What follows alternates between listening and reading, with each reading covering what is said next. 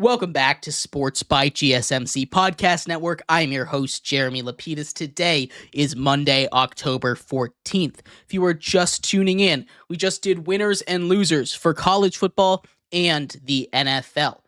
In this segment, we turn our attention to baseball, the playoffs in full swing. The championship series have begun. The NLCS already underway. We are midway through game 2 right now. We will break down predictions, how we got here with both of these teams, and much more. But before we do, remember, if you would like to be an even bigger part of the show than you already are, all you need to do is go to gsmcpodcast.net. Or if you are on YouTube, you can use that super chat feature. If you do either of those two things, a message should pop up on the bottom of the screen for you, me, and everybody else around the world to see.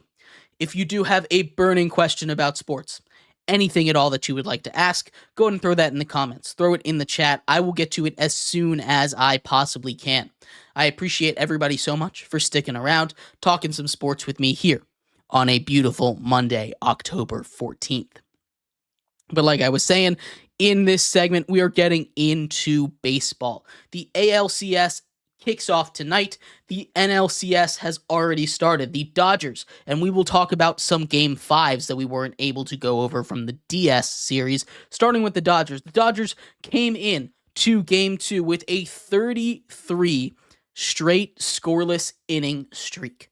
That ties the record of straight scoreless innings in the history of baseball. That is incredibly impressive. They've done it not just with starting pitching, which has been their weakness. In fact, just 12 of those innings, of those 33 before today's game, came from the starters. The other 19 all came from the bullpen. The bullpen has been dominant, and I would say they're going to continue to do so, but the Mets are up 6-0 right now in the top of the fifth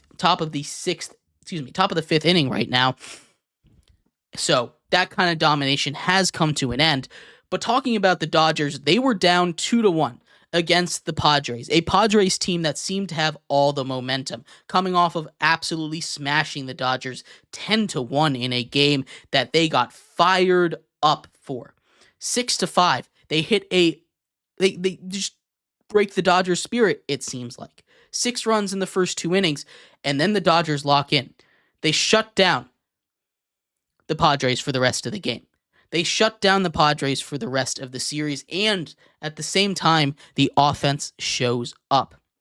We saw an 8-0 game. We saw a 9-0 game against the Mets in Game 1, and we let the beast awaken. And that's the dangerous part. That is the dangerous part of this team. We had unlikely heroes in Game 5 between the Dodgers and the Padres. Kike Hernandez ends up hitting the game-winning home run.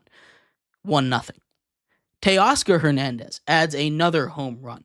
Just absolutely dominant over there for the Dodgers, and they continued it, carrying on into Game 1 of the NLCS against the Mets, the hottest team in baseball remaining after, as we'll talk about in the ALCS side of things, the Tigers got eliminated against the Cleveland Guardians.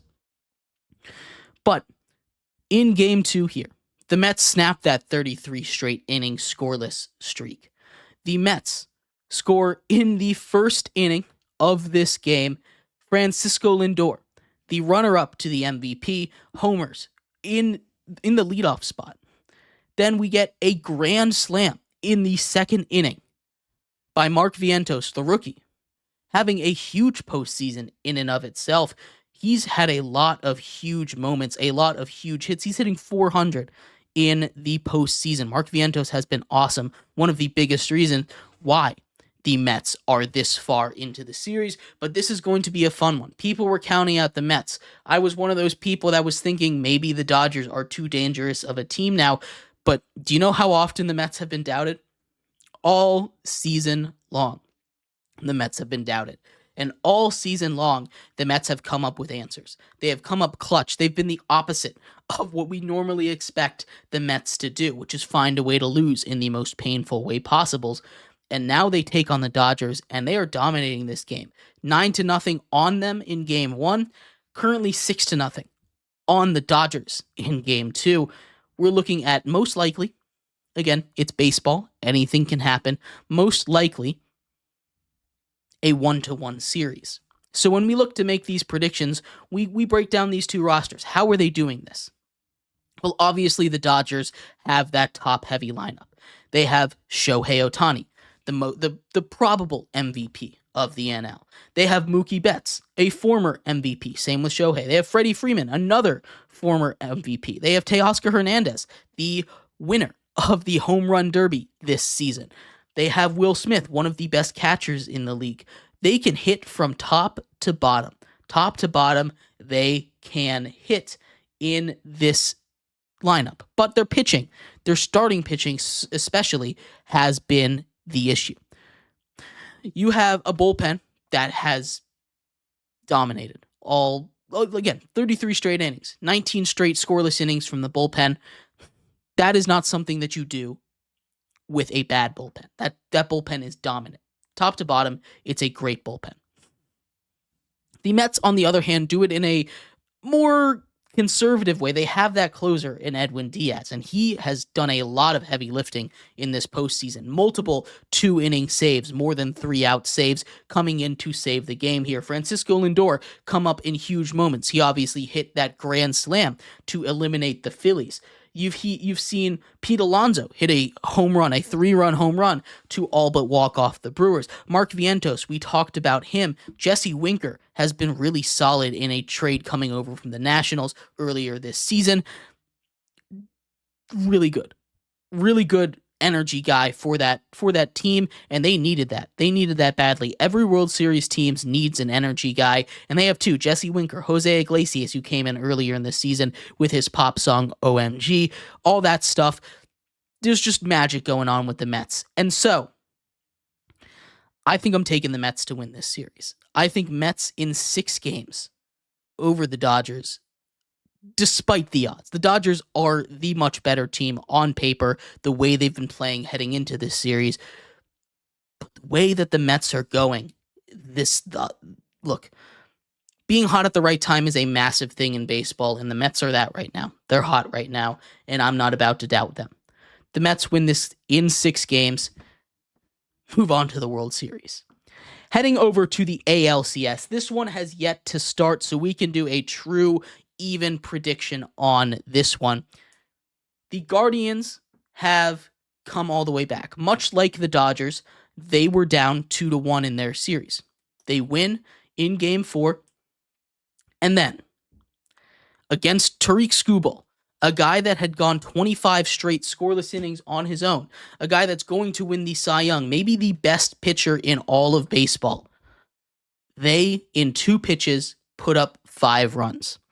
A grand slam from Lane Thomas after Jose Ramirez gets hit by a pitch with the bases loaded to drive in a run. The Tigers just ran out of gas. They're a young, inexperienced team. They're going to be much better next year. We talked about it. I didn't think they were going to make the playoffs, but I said they were going to be better next year. Now they've arrived. Now they have expectations. Now they know what the playoffs are like. Now they can be ready. That was a just professional game by the Cleveland Guardians. Emmanuel Clase is awesome. We get to see them take on the New York Yankees that just kind of beat the Royals. The matchup wasn't really there. The Royals, again, an offense that was struggling heading into the playoffs. The pitching was good, but the offense was not there, and they could not get it going against the firepower of the New York Yankees. This is going to be a great, great series. The Cleveland Guardians have been one of the better teams in baseball. When you look at their regular season records, they're just separated by 2 games. You know the Yankees get all of the talk, all of the Aaron Judge, MVP, Juan Soto, all the attention goes to the Yankees. But what this Guardians team has done, again, we talked about Jose Ramirez, we talked about Lane Thomas. How about Steven Kwan? Steven Kwan, in the playoffs so far, we already knew what he could do with the bat. He had a crazy streak of just not striking out. He barely misses when he swings the bat. Right now, Steven Kwan in the playoffs is hitting over 500. That is ridiculous. That is not something you're supposed to be able to do. And yet Steven Kwan in the playoffs is doing that. Over 500 in the playoffs is not a normal thing. 524 in the playoffs. And he doesn't have the pop, but he's speedy. He has gold glove defense. He saved a couple of games out there in the outfield. If they can get the power bats of Lane Thomas, Jose Ramirez, Josh Naylor going, and just the ability to get on base of Steven Kwan, this is going to be a tough series for the Yankees. The Yankees, as far as, making it work, as the Yankees, as far as, being that team that has these bombers. Aaron Judge had a low series, but Giancarlo Stanton was awesome. Giancarlo Stanton was that kind of guy that when you needed him to step up for the Yankees specifically, he was the one that was able to get it done. Aaron Judge, not the greatest series. 154 in this series.